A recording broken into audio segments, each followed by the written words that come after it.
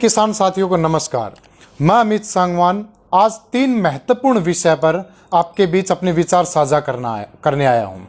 सम्मानित साथियों, लोकतांत्रिक देश में लोकतंत्र के स्वरूप धरना, विरोध और प्रदर्शनों के माध्यम से सरकारों को झुकाया जाता है, अपनी बातें मनवाई जाती हैं। उसी लोकतांत्रिक देश में आज आपातकालीन जैसी स्थिति बनी हुई है। पिछले 10 महीने से संघर्ष करते हुए किसान साथियों को सिर्फ 2 छोटी छोटी मांगों को लेकर आगे बढ़े थे। एमएसपी की गारंटी और 3 काले कानूनों की वापसी।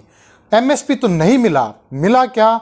2 देशद्रोह के मुकदमे, लगभग 1000 नामजद एफआईआर, लगभग 200 अलग अलग जगह एफआईआर, करीबन 50,000 अज्ञात मुकदमे करवाने के बावजूद, सैकड़ों बार लाठीचार्ज करवाने के बावजूद, जहां एक तरफ हमें खालिस्तानी, आतंकवादी और मवाली घोषित किया जाता है, उससे भी जब बीजेपी का पेट नहीं भरता तो बीजेपी के नेता हमारे किसानों को अपनी गाड़ियों के नीचे रौंदने का काम करते हैं।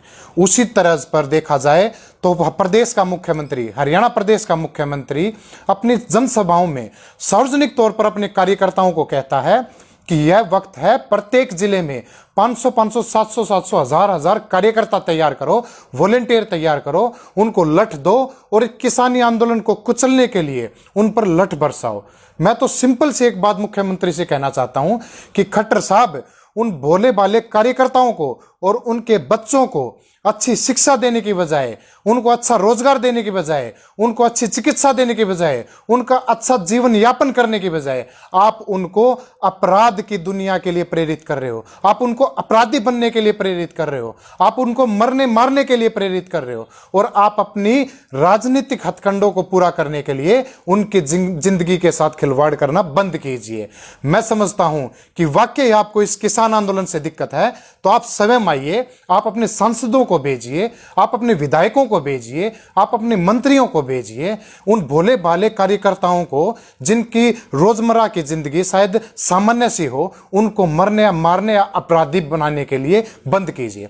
मैं तो माननीय राज्यपाल से ऐसी अपेक्षा करता हूं कि मुख्यमंत्री की इस भाषा शैली के खिलाफ, दंगा भड़काने के खिलाफ आईपीसी की धारा 146 व आईपीसी की धारा 506 के तहत वह साइबर आतंकवाद फैलाने के इंफॉर्मेशन टेक्नोलॉजी एक्ट 2000 का सेक्शन 66F के तहत इन पर आपराधिक मामला दर्ज किया जाए। वहीं दूसरी तरफ 2 अक्टूबर को पूरे भारत में गांधी जयंती बनाई गई थी और पूरे विश्व ने अहिंसात्मक दिवस बनाया गया था, लेकिन नाथूराम गोडसे को मानने वाले बीजेपी के नेताओं ने उसके ही अगले रोज 3 अक्टूबर को उत्तर प्रदेश में अराजकता फैलाने का काम किया था, हिंसा फैलाने का काम किया था। साथियों, 3 अक्टूबर का दिन इस देश के लिए, इस देश के लोकतंत्र के लिए, इस देश के संविधान के लिए और इस आंदोलन के लिए काला दिन था, क्योंकि 3 अक्टूबर के दिन किसी पुलिस की लाठियों के या प्रशासन की गोलियों से किसानों की शहादतें नहीं हुई, बल्कि इन नेताओं की गाड़ियों के नीचे इन किसानों को कुचला गया था, इन किसानों को रौंदा गया था, हमारे किसानों की हत्या की गई थी। और मैं तो ये बात जिम्मेदारी के साथ कहना चाहता हूं कि इसके पीछे जिम्मेदार देश का केंद्रीय गृह राज्य मंत्री मिश्र और उसका बेटा मोनू मिश्र के गाड़ियों के काफिले के नीचे, जो कि आपने वीडियो देखी, पूरे देश ने वीडियो देखी, जिस तरीके से शांतिपूर्वक धरना विरोध प्रदर्शन कर रहे हुए हमारे किसान साथियों को पीछे से गाड़ी के काफिलों ने बुरी तरह से बर्बरतापूर्वक कुचला गया है। मैं समझता हूं कि केंद्रीय गृह मंत्री ने जिस तरीके से 25 सितंबर को एक सार्वजनिक तौर पर जनसभा में सार्वजनिक तौर पर यह कहा था कि आप मेरा इतिहास जान लीजिए, मुझे 2 मिनट नहीं लगेंगे आपको बर्बाद करने में, तो हम तो सिर्फ इतना ही कहना चाहते हैं कि केंद्रीय गृह मंत्री जी, हम आपका इतिहास भी जानते हैं। आप जिस तरीके से तस्कर थे, जिस तरीके से गुंडे थे, हम आपका भी इतिहास जानते हैं। हम देश के गृह मंत्री अमित शाह का भी इतिहास जानते हैं। हम नरेंद्र मोदी जी का भी इतिहास जानते हैं, किस तरीके से 2002 में गुजरात में इन्होंने कारनामे किए थे। हम आपके सांसद प्रज्ञा ठाकुर का भी इतिहास जानते हैं। हम आपके विधायक कुलदीप सेंगर का भी इतिहास जानते हैं। हम चिन्मयानंद का भी इतिहास जानते हैं। और ये पूरा देश इस बात को भी जानता है कि फिलहाल देश में बीजेपी राज नहीं चल रहा, फिलहाल देश में कुछ चंद गुंडे इस देश को चलाने का काम कर रहे हैं। मैं तो साथियों इस बात का अनुरोध करता हूं कि यह वक्त है, इस देश को बचाने का। करनाल की जो हत्या हुई थी वो प्रशासनिक हत्या थी, लेकिन लखीमपुर में जो अराजकता फैलाई है, लखीमपुर में जो किसानों को मारा गया है, वो शासनीय हत्या है और इस शासनीय हत्या पर आपको आवाज उठानी चाहिए। उसी तर्ज पर हाल ही में उच्चतम न्यायालय ने सोमवार को कुछ ऑब्जर्वेशन दी हैं। उन ऑब्जर्वेशन में मैं 3 पॉइंट आपके बीच साझा करना चाहूंगा जो कि बहुत ही महत्वपूर्ण है। उन 3 पॉइंटों में सबसे पहला पॉइंट वह महत्वपूर्ण इसलिए है कि जो याचिका करता है वो किसान महापंचायत नाम से याचिका करता है। उसका पहली बात तो स्पष्ट तौर पर यह बता दें, उसका संयुक्त किसान मोर्चे के साथ कोई संबंध नहीं है। तो जितनी भी माननीय उच्चतम न्यायालय ने जितनी भी ऑब्जर्वेशंस दी हैं वो उस किसान महापंचायत को दी हैं, संयुक्त किसान मोर्चे के साथ उनका कोई संबंध नहीं है। दूसरा पॉइंट, क्योंकि उच्चतम न्यायालय ने किसान आंदोलन का नाम लेकर कहा है, तो उच्चतम न्यायालय ने कहा कि आप एक रास्ता चुन लीजिए, या तो कोर्ट का रास्ता चुन लीजिए या सड़क का रास्ता चुन लीजिए। बड़े सम्मान के साथ हम तो उच्चतम न्यायालय को यह कहते हैं कि हमने एक रास्ता चुन रखा है, वो रास्ता हमारा सड़क का है, हमने सड़क चुन रखी है। हमारी लड़ाई सड़क से लेकर संसद तक की है। हम चाहते हैं जिस तरीके से संसद में काले कानून पास किए गए वैसे संसद से ये कानून रिपील हो और संसद से हमें एमएसपी मिले।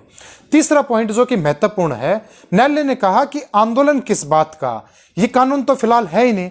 तो हम तो बड़े ही सम्मान के साथ न्यायालय को यह बताना चाहते हैं, यह हमारा तर्क ये है कि ये कानून है, इन कानूनों पर मात्र स्टे लगा हुआ है जो कि कभी भी यह सरकार रद्दी की टोकरी में फेंक सकती है और इनको लागू कर सकती है। तो ये ऑब्जर्वेशन है जिस पर संयुक्त किसान मोर्चे का ये पक्ष है।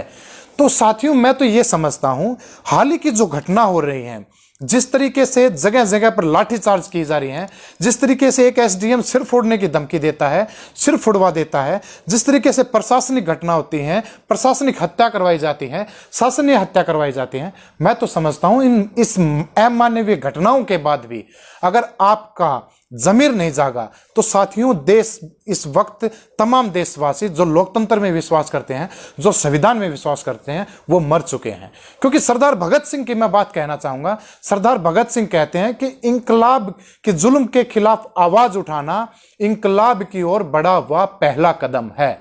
साथियों, इस वक्त मैं समझता हूं 26 जनवरी तक यह आंदोलन किसान आंदोलन था, परंतु वर्तमान परिस्थिति में यह आंदोलन देश को बचाने का आंदोलन बन चुका है, संविधान को बचाने का आंदोलन बन चुका है, इस देश के लोकतंत्र को बचाने का आंदोलन बन चुका है। और जो लोग इस बात को कहते हैं कि हमारा इतिहास नहीं जानते, मैं तो उनको सिंपल से एक बात अंत में यह कहना चाहूंगा कि आप किसानों और मजदूरों का इतिहास जान लीजिए। जितनी भी विश्व में क्रांतियां हुई हैं, जितने भी विश्व में इंकलाब आए हैं, वो किसानों और मजदूरों के माध्यम से आए हैं।